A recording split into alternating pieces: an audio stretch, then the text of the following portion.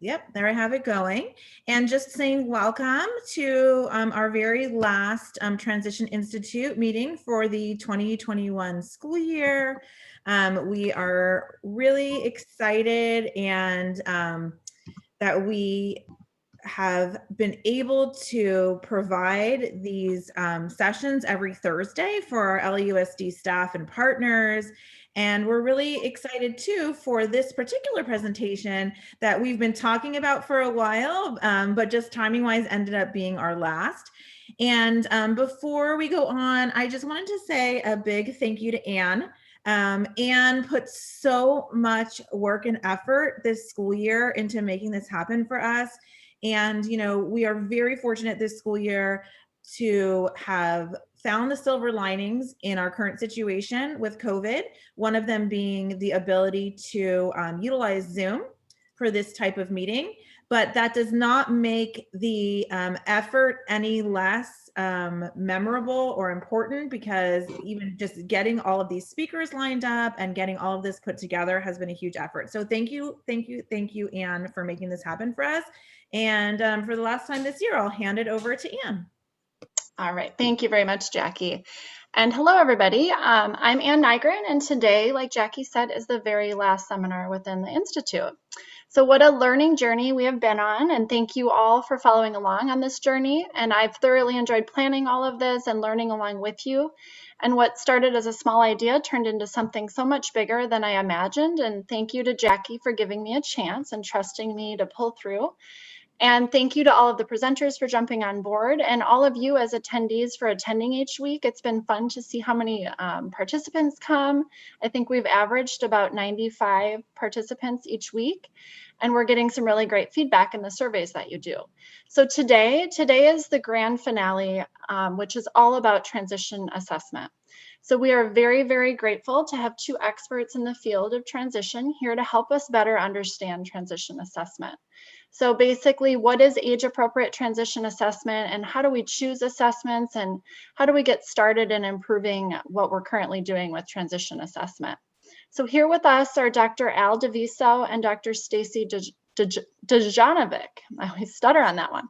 Dr. Al DeViso is a professor of special ed at the University of Akron, and he was awarded Outstanding Instructor in 2018. And he has collaborated with Akron Public Schools to write and implement 2 grants focusing on the professional development of career and technical education teachers across the district. Dr. Stacy Dejanovic is the coordinator for the online transition certificate and master's program at the University of Kansas. In addition, she serves as the Associate Executive Director of the Division on Career Development and Transition, the DCDT. She has over 20 years experience as a transition specialist in both urban and suburban school districts. So before I hand it over to these experts, like all of our webinars, this one will be recorded. And if you have any questions, please use the Q&A feature.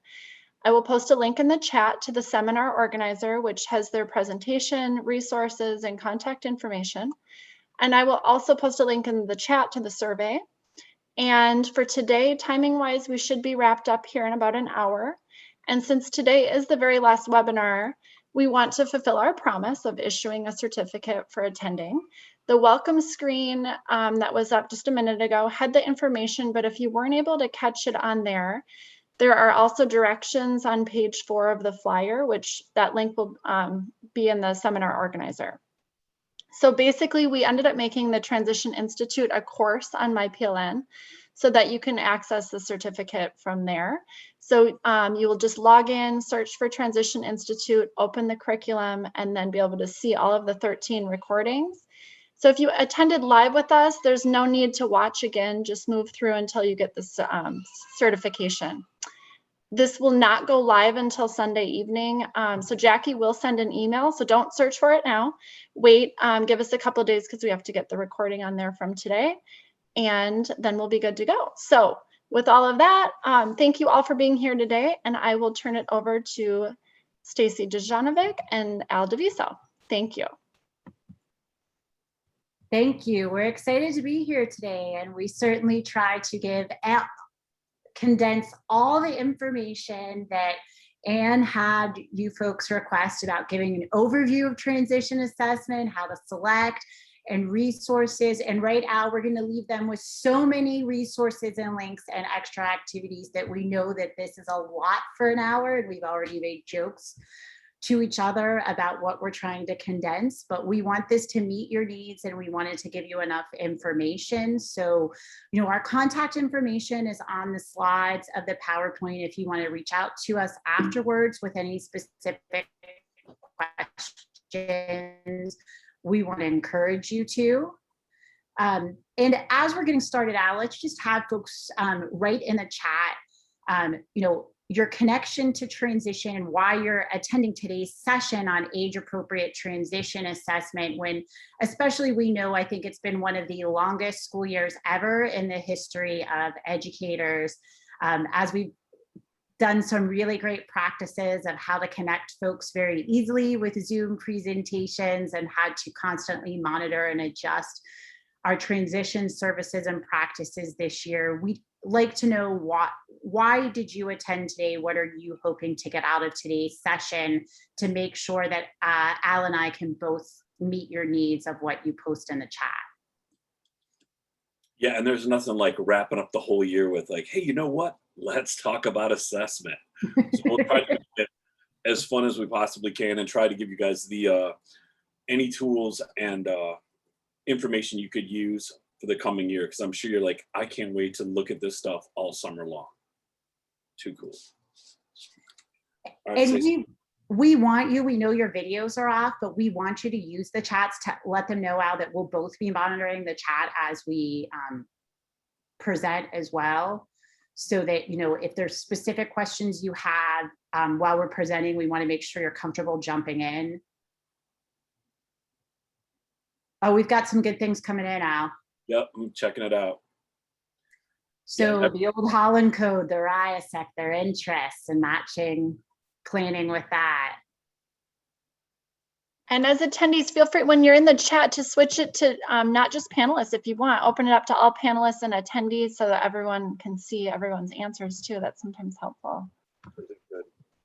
Ooh, latest and greatest transition assessment available online, which it's we hope we've provided you with some of those today, embedded throughout the presentation, and some follow-up Google links, and we'll point out what's new. But I sometimes laugh that sometimes I feel like we're doing the same thing we've been doing for a long time. Online assessments. Good. I hope we're able to meet those needs today. And like we said, if we're not, we think we've given a lot of resources that are going to hit. Free online assessments, I know we definitely have that, so we'll make sure we highlight those in the presentation. I just found remember we were talking about that really cool new web app for students with complex communication needs? Correct. All right. So we've got some things, we could do a whole presentation, Al, just on assessments for students with a low incidence population, because it looks like that's coming up a lot. We might have to come back, Al. That's fine. So as Anne said, we were asked today to give an overview of age-appropriate transition assessment and some guidance on choosing types of transition assessments. This was not something that Anne or California gave us guidance on, but we want to make sure when we're looking at latest and greatest that we are looking at making sure that we are taking a student-driven, strengths-based approach and not a deficit-based approach to transition assessment. And for those of you that put this in the chat, you will be happy. We're trying to provide some free age-appropriate transition assessments, and we hope some new ones. And just going over, I think we all know it's required in IDEA. And as far as selecting, we want to make sure that you're open to a variety of methods and approaches, that it's really ongoing. It shouldn't be just one person during a short period of time, only with the intent of preparing for the IEP meeting so we meet this compliance, rather than really using assessment to drive the transition process. We always tell, we always say, and now I want you to give your little example, but we always say that it has to be individualized. You're going to hear a lot about the spin. The spin on IDEA and transition assessment is just to remember the student's strengths, preferences, interests, and needs. And then how, once you know that student's strengths, preference, interests, and needs, how that relates to their future working, education, living, the personal and social environments. So someone lost sound, and you're going to have to help us with that. Yeah, I'm okay. Nothing's happened here. Jackie, how about you? Yeah, I'm fine. It's got to be something that's going on someone's individual computer. Since we're all able to hear it and it's just one person, they might need to log on from their cell phone or something else in order to continue. Yes, the only thing I was thinking is that Zoom just did an update, so you might want to just shut down your computer and like just restart it, because then the new Zoom will restart. And sometimes if you have a new Zoom upgrade, you always have to actually not just log off of Zoom and log back in, but restart your actual computer. That's a great suggestion. Thank you for that. Oh, no problem. They just did the upgrade. We noticed that this afternoon. So yes, looking at, transition assessment just being that ongoing process and that umbrella term. And so Alex, I gotta this is when you take over. now, sometimes this is where I look at it, and I feel like they wrote IDEA and all the special ed laws. Like all of a sudden, you're going to be in this dark room, and they're boom, here's a kid with special needs. What are you going to do? And a lot of this stuff is just basic common sense and getting to know your kids, getting to know the population you're working with. And with this, it's one of those things where this has got to start at age 14 in Ohio and a lot of states. Is it 14 in California or 16? Probably should have looked that up before we started. But even at age, go ahead. Go ahead. Is it 16 for you guys, or do you guys start at 14? It's 16 in California, but it's 14 in LA unified. Yes, that's what I was going to point out. That's why it was confusing when I read over your documents. I'm like, oh, wow, I love that you guys are going above and beyond what's required by your state. And like, not a lot of 14-year-olds have a very clear view of where they're going to be as an adult. I've got some hilarious students who will tell me things like, Davis, I want to be a cowboy. I'm like, okay, let's work on that. Had a kid tell me they want to be a transformer. And it doesn't get much better, even sometimes with our students that are 15, when they want to be pro athletes, things like that. But what we want to look at is what types of assessments are going to work and actually give us some realistic information to help them be better prepared for the world of work, independent living, or if they're going on to college, getting them ready for that. And what types of services can we offer them along the way? Cool. And like I said, age appropriate assessment, I love this. Which type of data to collect? Who's going to collect it? It's a team effort, but if it's anything like we do in Ohio and Pennsylvania, chances are it's probably going to be the intervention specialist who's going to be collecting the majority of the data. And it should come from many sources. And I like that. You just don't want to do one assessment and find out what they want to do.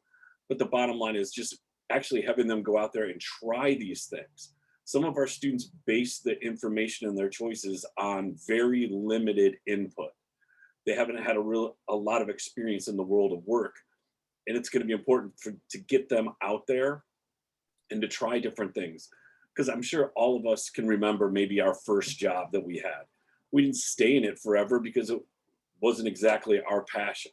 So finding out what they like, what they want to do, what they're interested in, what they have strengths in, will help us make a better plan and get the students more involved and motivated. That's a good one. All right, this was the question that came up. What transition assessment should I use? Basically what we want to do is we want to find out what the kids want to do after they leave school. And based on that, what types of services and courses can we offer them at the high school level?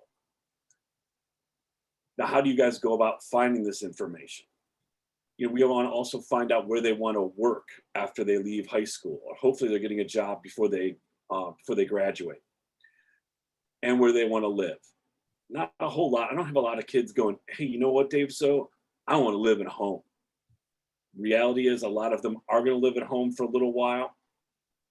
But what can we do to get them better prepared to get that maybe first apartment, move into a group home, be able to participate in all kinds of services and leisure and recreational activities in the community. And that's going to be different for every city, every school, every state. So that's why it's such a cool topic, because it's based on what our students have available. All right, cool. That's good. All right. I like this slide. Just reminds you that, hey, that's right, multiple types of assessment and multiple levels of assessment. And I like this. It's each transition plan, assessment plan should be unique to that student and their family. I'm going to tell you straight up, folks, I'm more realistic about this. I get it. There's some things that need to be individualized, but I was talking to Stacy before the presentation. I look at this a lot like prom. Everybody's going to be going to, all the guys usually have to wear a tux, and there's some general things, but there's also things that need to be taken in, things that need to be adjusted. So there's a lot of districts have their go-to generalized transition assessments that they're comfortable with.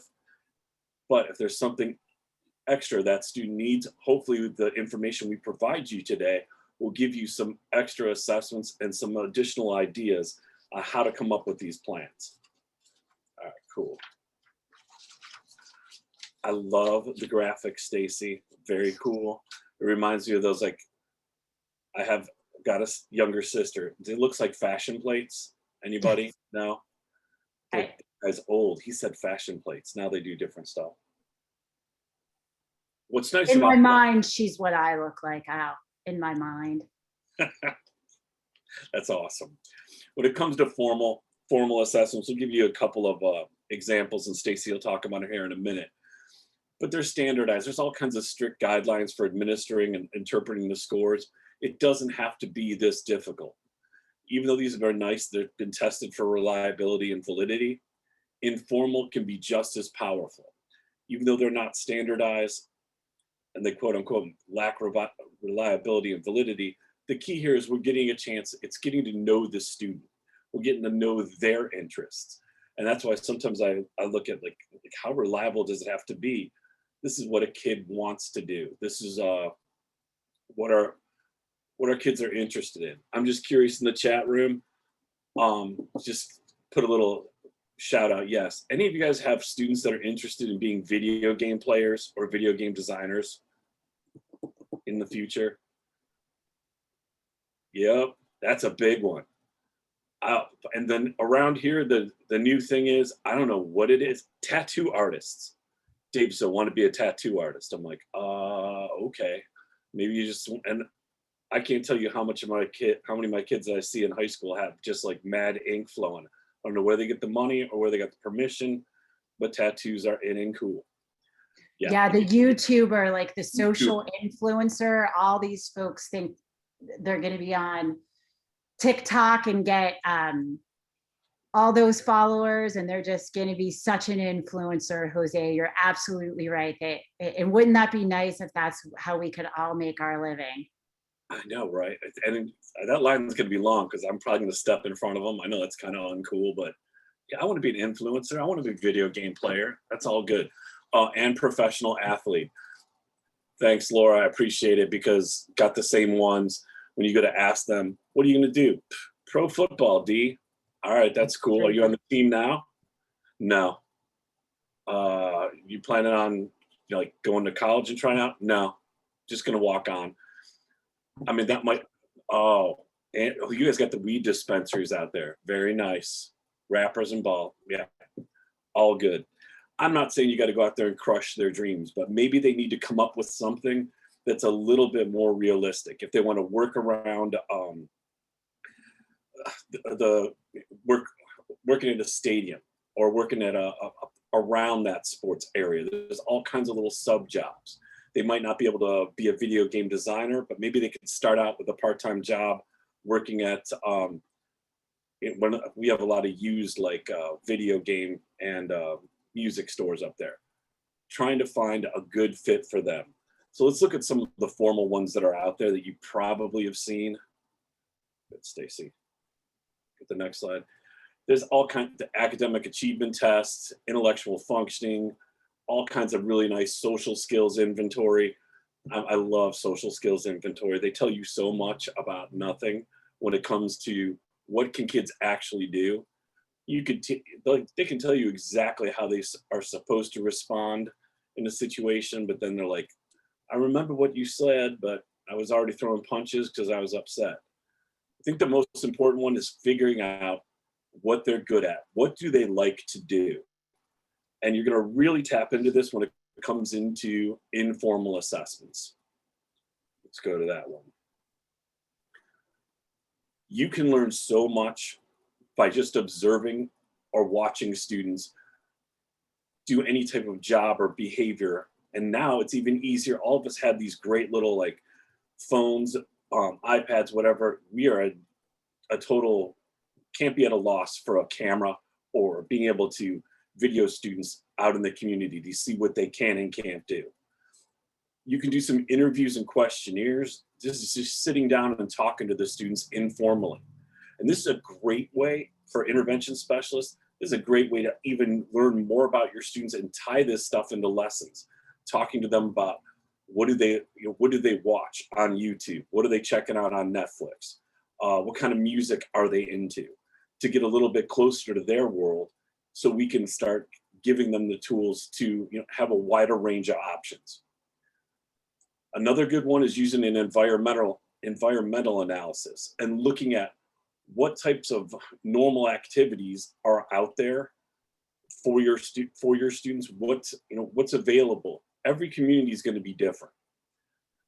Curriculum basis in the classroom, and you can use rating scales.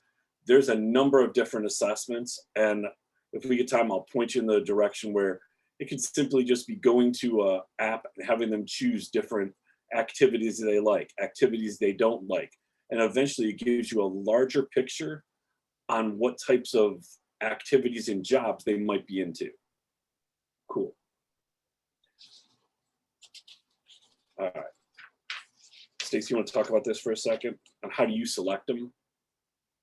So, when we talk about how to select the instruments, and I know in the chat we were talking about, the nature of the disability, because the nature of the disability obviously is going to have a big part.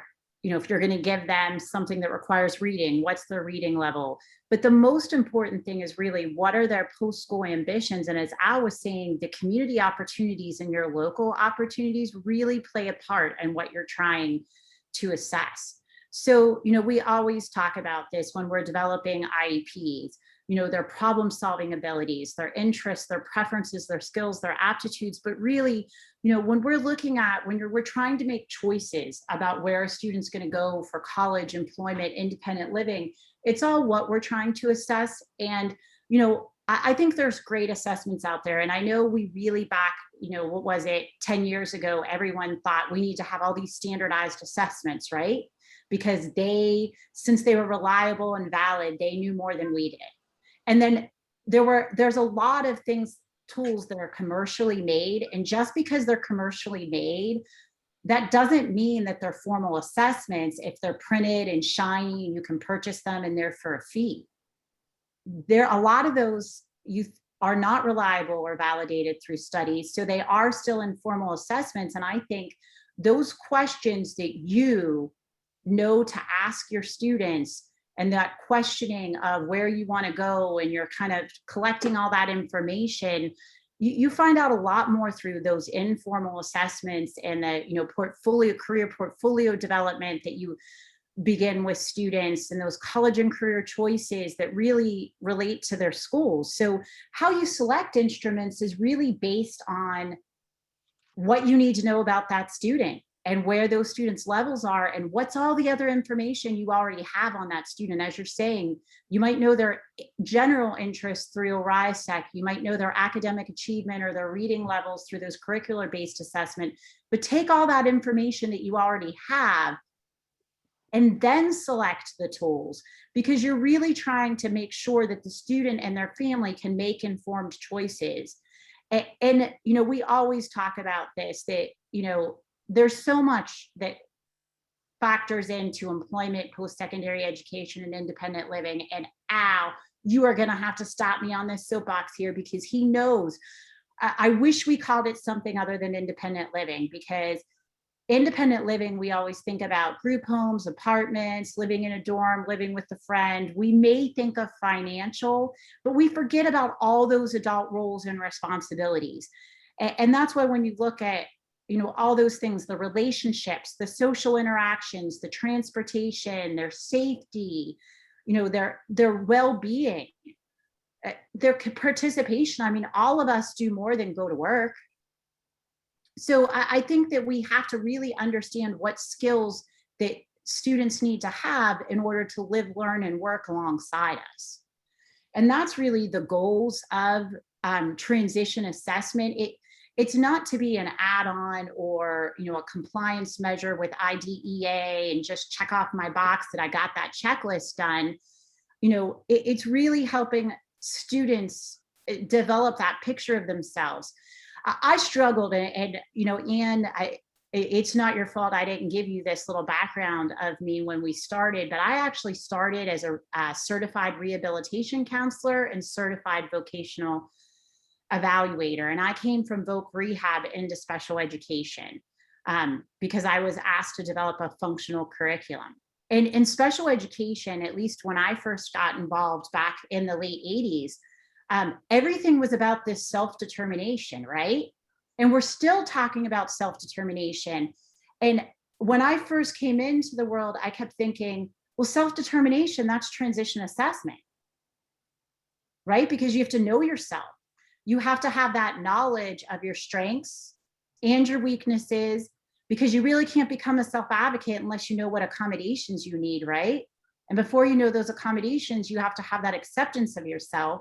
So really, to become self-determination in everything we do is, again, that thread is transition assessment.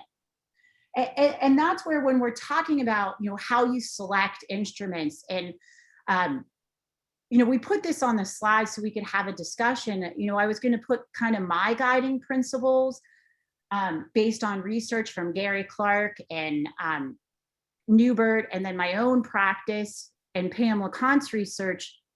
But one of the things I did, and Al knows, I was really excited because, you know, state departments really didn't give us any guidance. So the IDEA transition assessment mandate was there. State departments, some were defining transition assessment as that annual 3-year reeval done by a school psychologist, and not that gathering of that student in that environment by all those multiple sources that know that student, with the student driving it.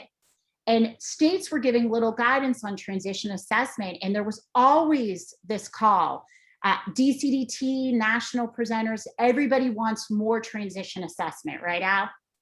Absolutely. But they want it to be of quality, something that's going deeper. And I'm going to be truthful. I'm like, I know practitioners that are doing this. They know their students, right? And I'm like, instead of asking the state level folks or the researchers or the university folks, I want to ask the individuals working in the schools, because what they know about their students and their referrals to VRs and how they do this transition planning, I know they're doing a lot more than just interest surveys. And in the state of Pennsylvania, they're 100% compliant with Indicator 13. NTAC-C, the collaborative now, when they were NSTAC and then NTAC, they always had the team of Pennsylvania. They were promoted for their practices in transition assessment. So I said, let's gather what these folks at all these school districts are utilizing. And I would have argued with you that they were doing wonderful things. That was my whole point of the research study. And while they were doing wonderful things, what I found was when they were asked about what age appropriate transition assessment they were using, 100% used informal surveys. The variety of methods really went down. So a lot of people were saying, well, I'm doing these things. I do task analysis on my students. We do community-based assessment, but that's not age-appropriate transition assessment. That doesn't get written into my IEP. Their observations, those things they really knew about their students, weren't making them in. SAT scores, ACT scores for students that had a four-year college goal, they weren't considering to be age-appropriate transition assessments. So it was really surprising to me. And I thought, when you're planning age-appropriate transition assessments, we really wanted to go over, you have to customize based on the specific types of information you need to make those upcoming informed decisions. So that student needs to know about themselves for what decisions are happening in their life, whether they're 14, 15, 16, 17, 18. And they must incorporate, there's times, where we didn't even really talk about assistive technology in the transition assessment process, although we're going to give some technology tools and resources. Thinking about that is important. If assessments can occur in the natural environments, that's golden. So if you really want to know if a student can work, we should be evaluating them in the workplace, right? If we're evaluating independent living skills, that's why we need to. And I hope one of the great things out of it, and panelists, that comes out of COVID-19, that families are really partners in the education and transition process, and they can start giving us data about what they see that student doing in their home. Because how valuable will that be? And making sure that assessment really produces the outcomes that we're looking for. Those are the things that we're looking for when we're looking at transition assessment. Really that authentic, student driven at the core. So we know from Anne that, and we created a Jamboard. I don't know if you want to put that in the link real quick, in the chat link for us, Al. But if you click on the presentation, you gave us the matrix for the upcoming slide. We created a quick Jamboard with sticky notes so that you could actually add a sticky note to the Jamboard about what we want to take a break for just 2 minutes and let you share with each other on this Jamboard what age-appropriate transition assessment methods you're using to help students meet their transition goal.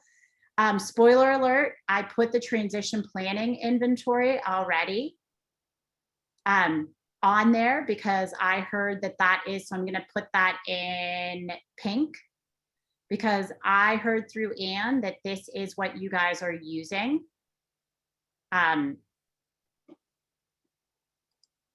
Is that new TPI is an informal assessment, and they now have new resources with the update for students with informal assessment, with significant assessments. So I heard some of you are using that. So if you could just take a moment, my favorite assessment, and I have community-based assessment, protocols, gathering, tools. And what I found was most community-based assessments, I just tell them what they want. Was that you, Al? Maybe. Yeah, absolutely. I found most community-based assessments were designed for students with more significant support needs. So I designed my own that incorporated self-reflection and self-assessment because I was looking for something for students in that high incidence population.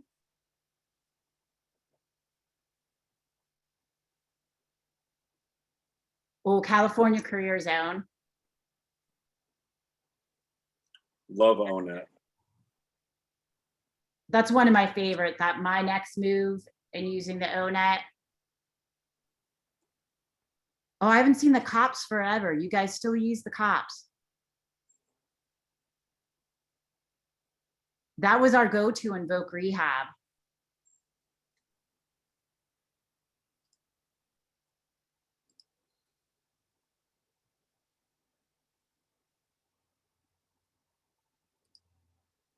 I love that someone said student observations. You guys know so much about your students. Anytime I talk to anyone, you can tell me so much about your student, but then I don't always see that reflected as your observations can really be transition assessment and even the students' own observations.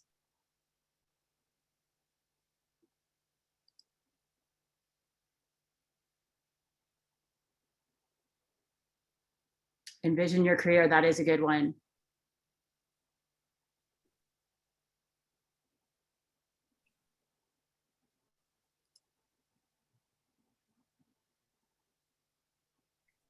My secondary plan. So let's let folks continue to add to this so that way you can share with each other.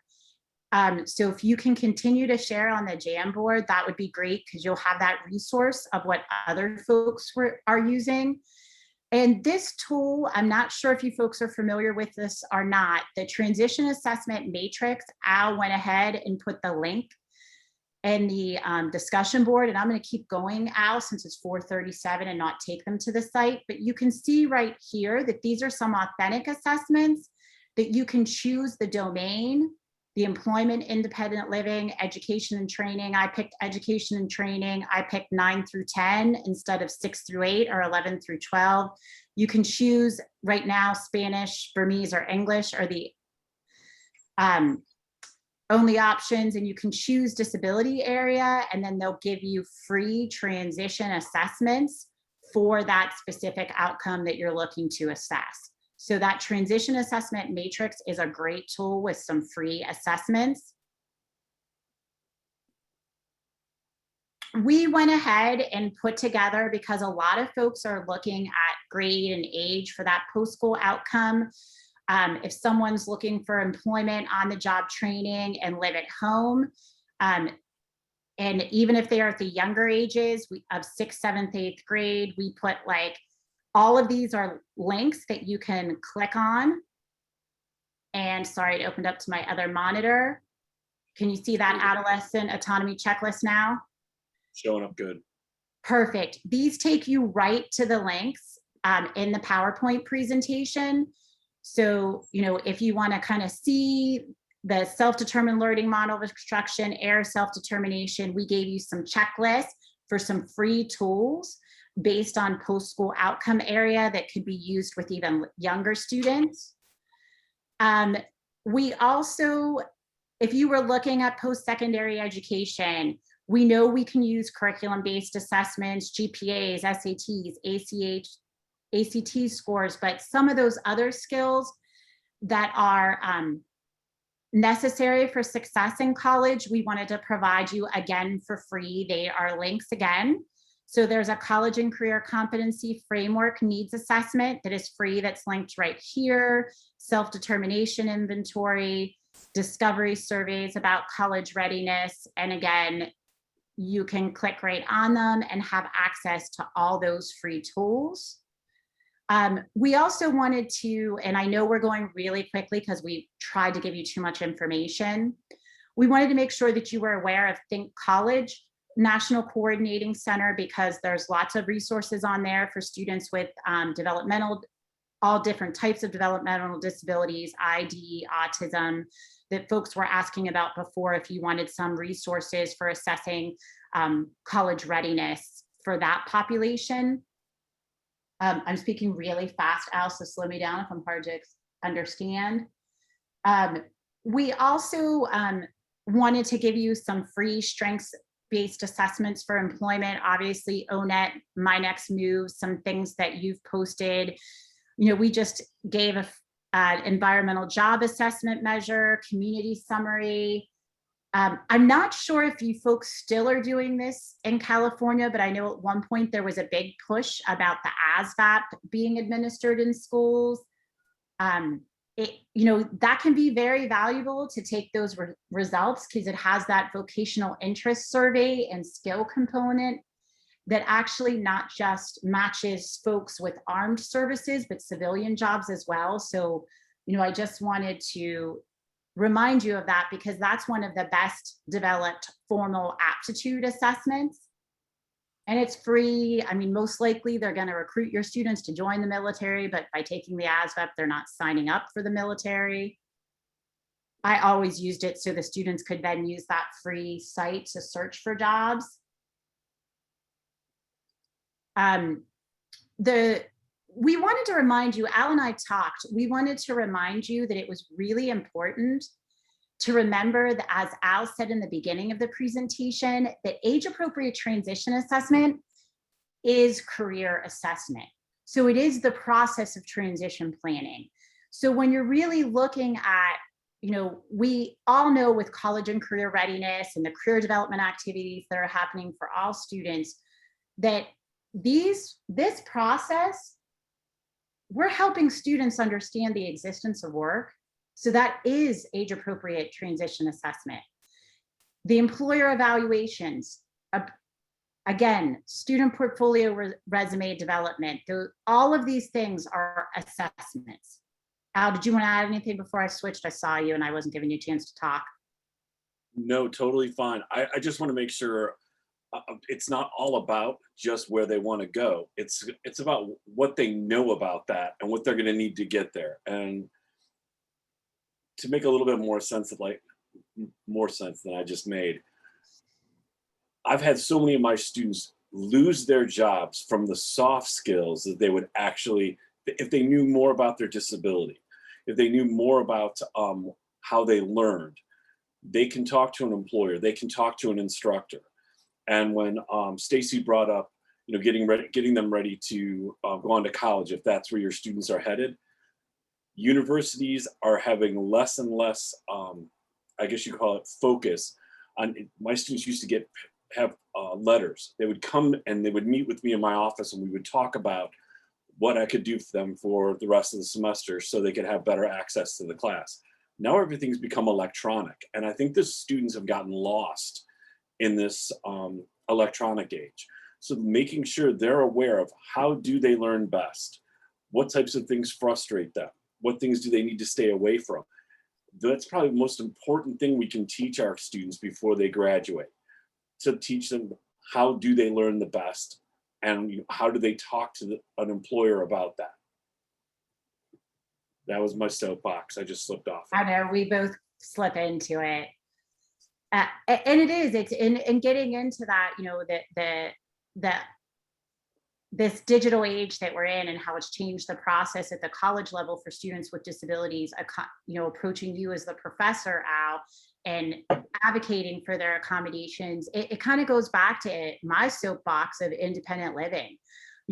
People are always familiar with the Vineland adaptive behavior skill, which is a formal assessment. And I know that there are times when we do need that formal assessment, especially if we're looking at, making different types of diagnosis and planning. But we also wanted you to know that if you're looking at free strengths-based assessments, a big part of independent living to me, when I ask on the slide, what is independent living?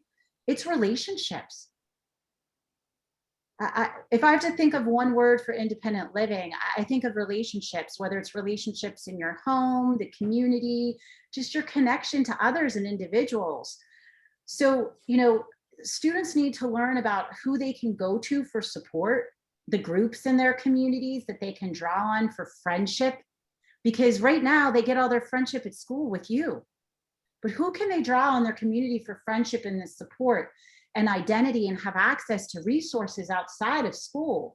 So when we're looking at those organizations, significant others, those people in the community, I felt like when Al and I were talking, we had to give you a social mapping and planning for community membership tool. And there's so much out there on community mapping, just that social support survey instrument.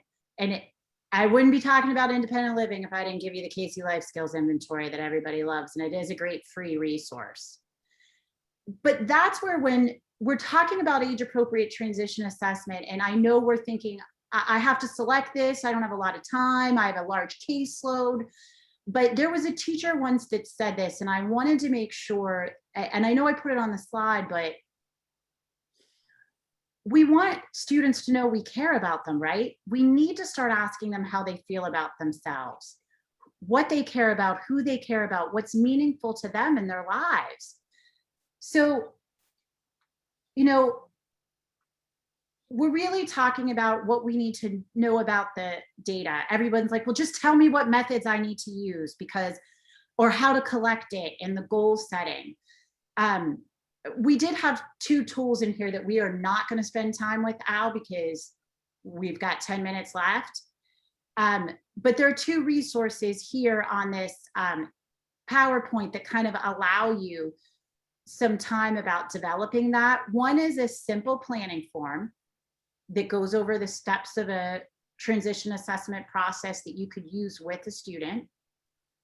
The other, I'm sure that you might be familiar with there on the West Coast, is a electronic career portfolio that I would encourage you off of the call to take a look at. Just to entice you, it really is awesome because you can see, it goes over those post-secondary options and self-advocacy, and it's really a collection of the student getting to know that spin again, their strengths, preferences, interests, and needs, and how they relate to those post-school environments. Now, this has got some new resources. I know you guys are very familiar with I'm Determined. I guess we could ask you in the chat if you are familiar with I'm Determined or not, because if you're not, we could spend a little time, but. It's a really good resource. Oh, you use a T-Folio, that's great. So they are familiar, but the one thing we wanted to really know is that I love this one pager. It's been used so many times, but I think students don't always know the difference between a strength and an interest. Like someone said earlier about the athlete that didn't play sports, but playing sports might be your interest, but it might not necessarily be your strength.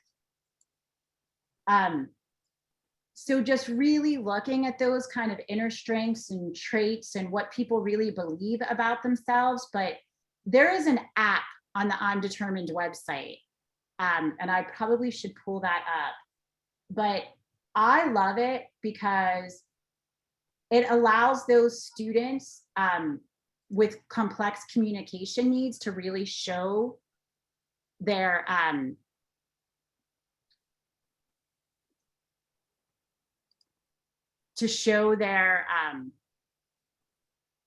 what they're passionate about. Yes, in a way that's very easy, and it's a web-based approach. But we also gave you some additional resources that Dr. McNaught, our president of DCDT that runs I'm Determined, gave a new kind of sheet. You can see his contact information's at the bottom for some new additional student-led IEP resources that are that strengths-based approach. I'm going to show you really quickly. I'm pulling it up. The app was really cool. I actually showed a student of a very intensive classroom teaching the app, and I usually will show her different tools and she gets excited about them, but then she can't use them with her students. And she actually invited me to an IEP meeting where one of her students presented the one pager that she created on their app. And it was one of the best IEPs I have ever been to. And she was really upset because the student had a seizure as she began to present. And so she was like, oh, this was a horrible IEP. I wanted her to lead it. So you can see this app is really easy to get started. There's an introduction, you can get started. You can create this ahead of time. And it's really designed for those students with complex communication needs. So that is a new resource for someone who asked for it. And it really does work and it really is powerful.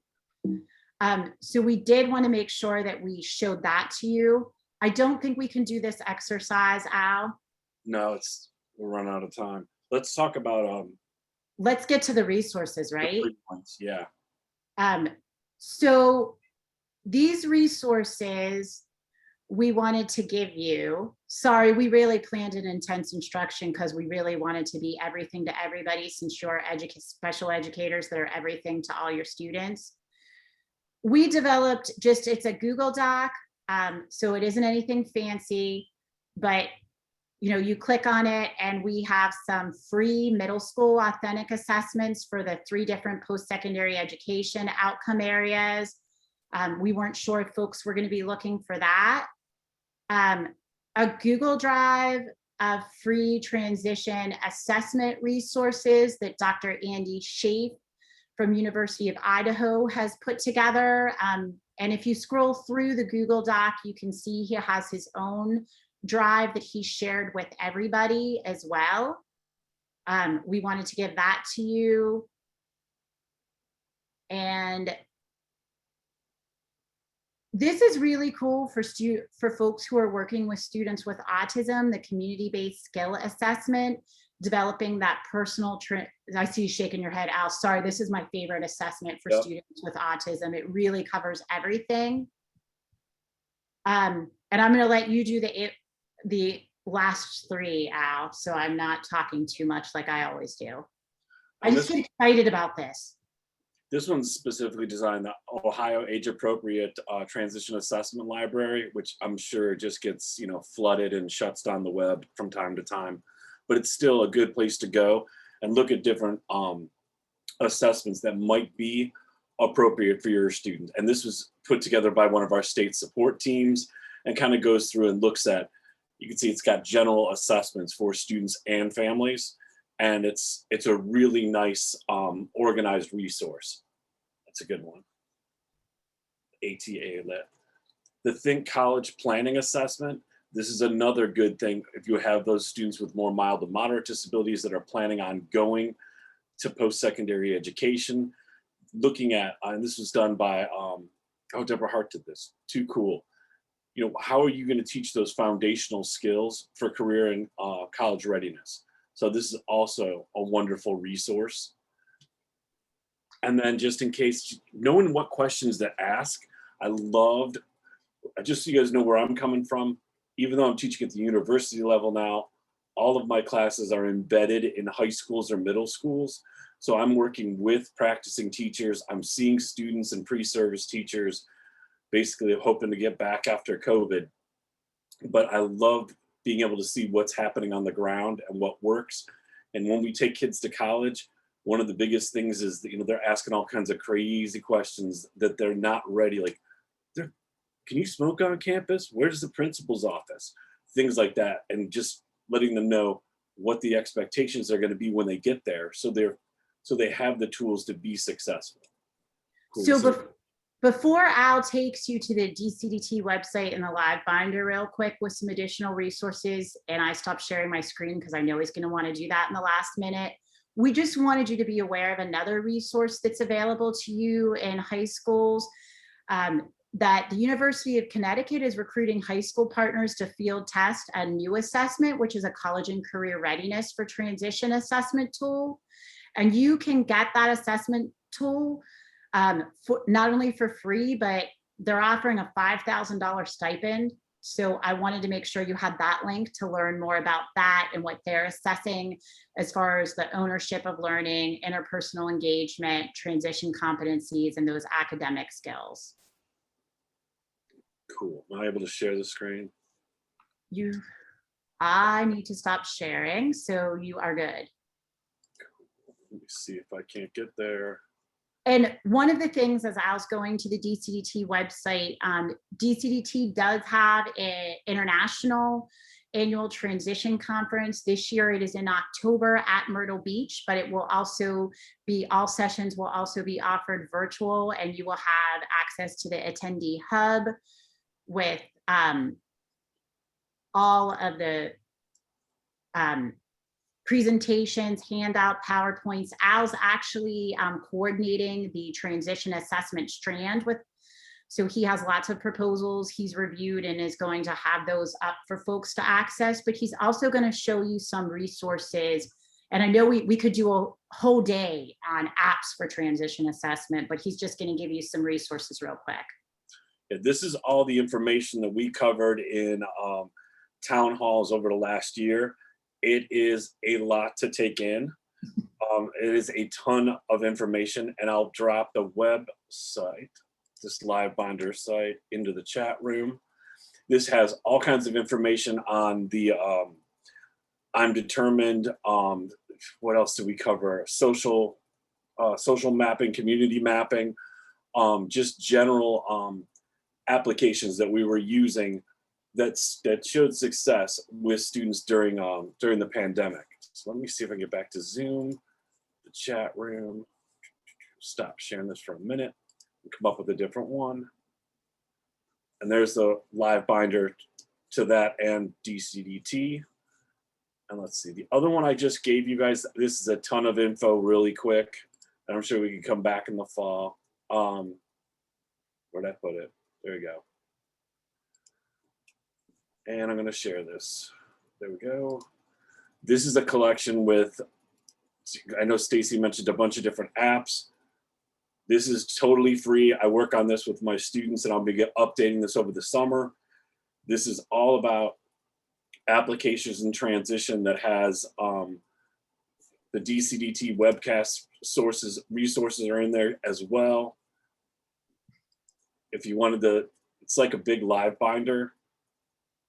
Transition assessments. There's the transition matrix we talked about. I'm trying to create it so it's a one-stop shop for any teachers, pre-service teachers to go and learn more about whatever they want to know when it comes to transition. All right, that's a ton of information very, very quickly. Let's open it up to questions, Stacy, so they can be like, you want us to do what? Not like, I don't want to do transition anymore. I want to teach science and STEM. No, I'm motivated. I love the live binder. I feel like so then you keep adding to that and change things. And yeah, that's great. Yeah, I'm the excited link to dig into there. And it's some of it, and I'm going to tell you, some of it is outdated. And it's just one of those things that's kind of like, it's like a regular like 3-ring binder. Eventually you just tear stuff out and add new things to it. But I've put it together for my students and people I do professional development for. So there's a constant place to go, like what's Davidson doing this semester. So my students have a place to go. I think you had a lot of students that, a lot of staff members that were working with students with moderate to intensive disabilities. Right now I'm putting one together with all the free curriculum we could possibly find on teaching functional, social, and community skills. Because there's tons of stuff out there.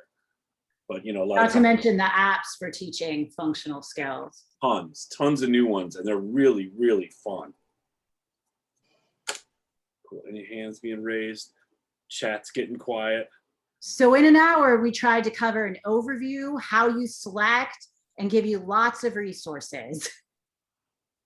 Right. I think now we could each spend like a couple days just going through the resources. So that's what the seminar organizer link, everybody, is in the chat. So make sure you click on that, and then that will bring you to their presentation. So you can go through page by page of their presentation and get all of these links. And then as they were speaking, I added that live binder and I added the transition assessment matrix on that organizer too, so that we've got everything from today included on there. So yeah, what questions do we have, everyone? Anyone? And in the meantime, I'll say that, you know, I just really appreciate the overview. We know as practitioners that this is something that we're really going to have to delve into in more depth next school year. And we would love to invite you back to partner with us in that. Assessments, you know, both in our district, we, you know, obviously assess in anticipation of an IEP, so for completion of an ITP, but we also have a lot of requests for what we call comprehensive assessments, which are, you know, assessments that require an assessment plan, usually when parents feel like additional information is needed beyond what was provided in the ITP. And so something that we're definitely going to be exploring further in the coming school year. And so this is just like a little kind of taste of all of the different aspects that we are going to be kind of needing to dive into deeper to ensure that we really are figuring out who our students are. And I think I was mentioning to Anne recently that I read through an assessment of a student that I have never met, which is usually the case. And after reading the assessment, I really felt like I know this student. and I understand who he is and what his needs are. And I think ultimately that's what we want to be able to get to, that someone that has never met the child could review what's written about the student and really have a sense of who that student is and how we can support him or her on that journey. Looks like there's Yeah, I wanted to respond to Navera, if I'm saying your name correctly. I so hope I am. But yes, these assessments, and I hope that came across when we're saying, you know, collect from multiple voices, have multiple opinions. That includes families. And we agree with you because parents are anxious about their child leaving high school because they're not sure of their own child's strengths. They know their child's needs often, but oftentimes families aren't aware of those strengths. And they're also not aware of the demands of the post-secondary environment. And that's twofold. Like I had a student with autism that the mom was telling me he was going to go to a four-year college and she wanted him to go to an inclusive program, you know, for students, post-secondary ID program on campus. And I said to her, has he ever spent the night away from home without a family member? Has he ever had a sleepover? She said no. And so I said, okay, well, let's start before you think you're going to pack his bags and send him off to South Carolina from Pennsylvania for his four-year college.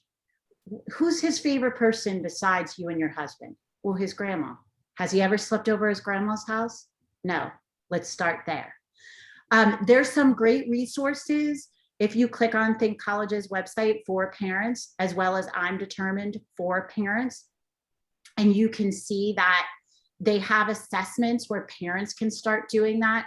And I always give parents like the independent living skill assessment.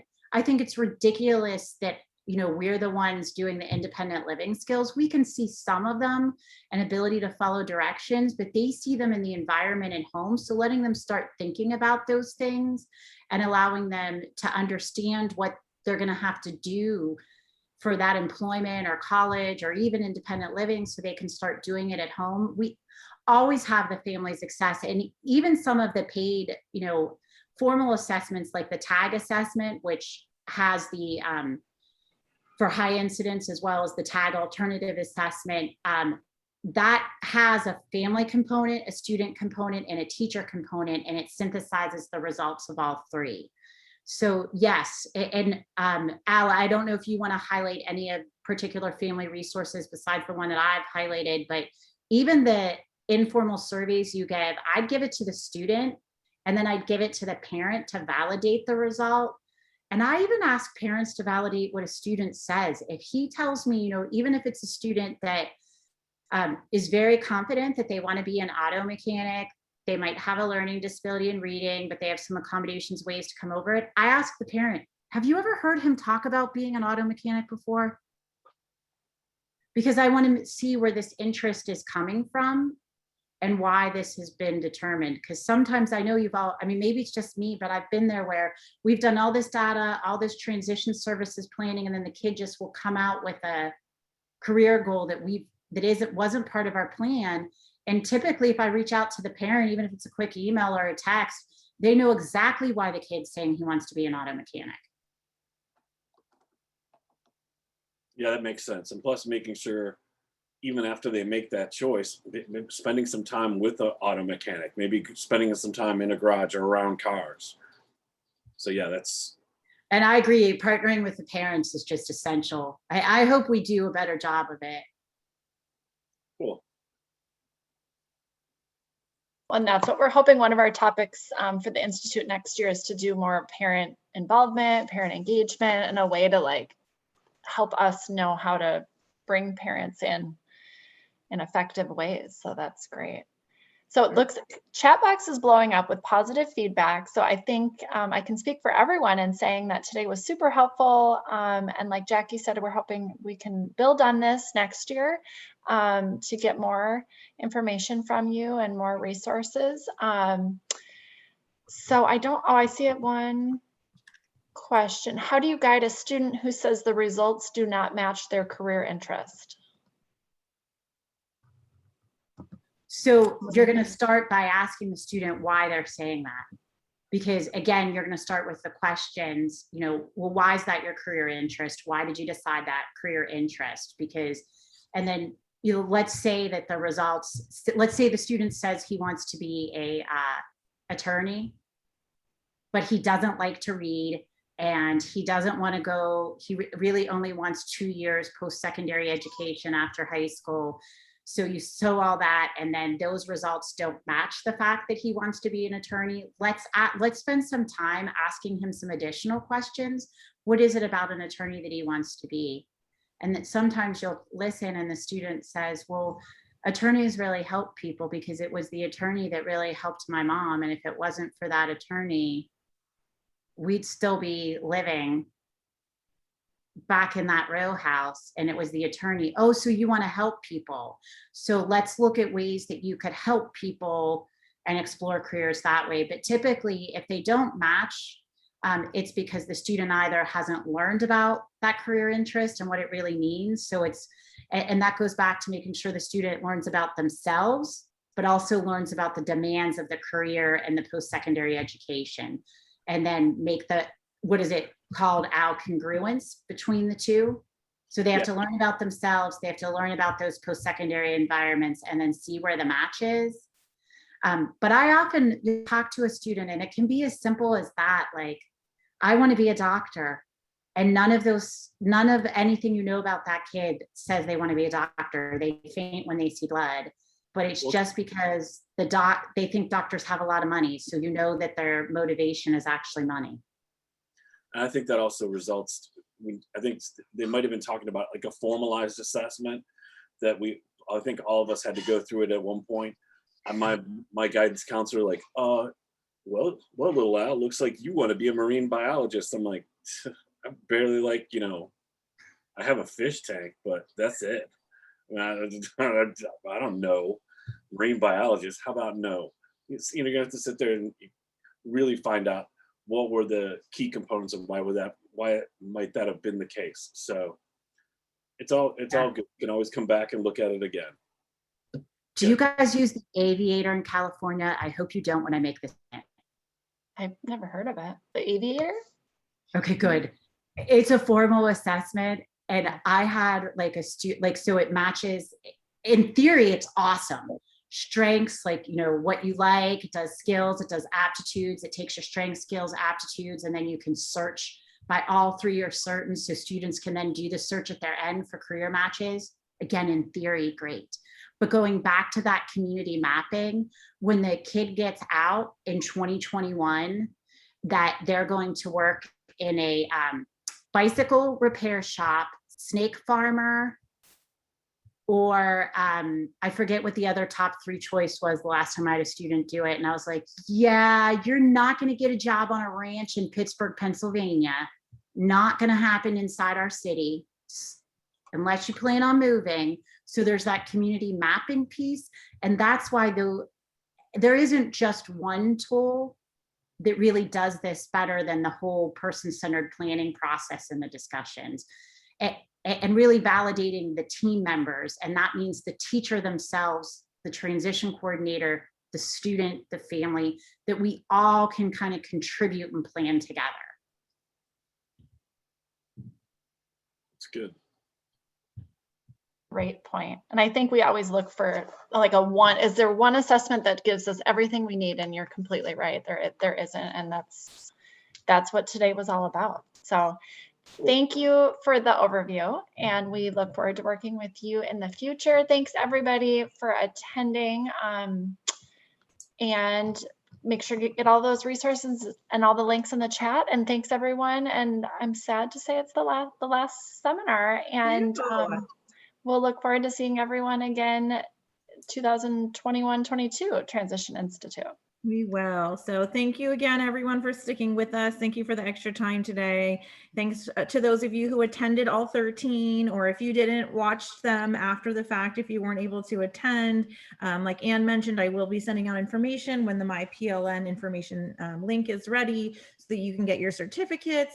And I am sad too. I looked at my calendar for next Thursday and the Transition Institute wasn't there. And it's been such a staple of this semester that it is kind of sad that it's over, but that means summer's coming, so which is great for most people. So anyway, have a great Thursday. I'm going to go ahead and stop recording now. And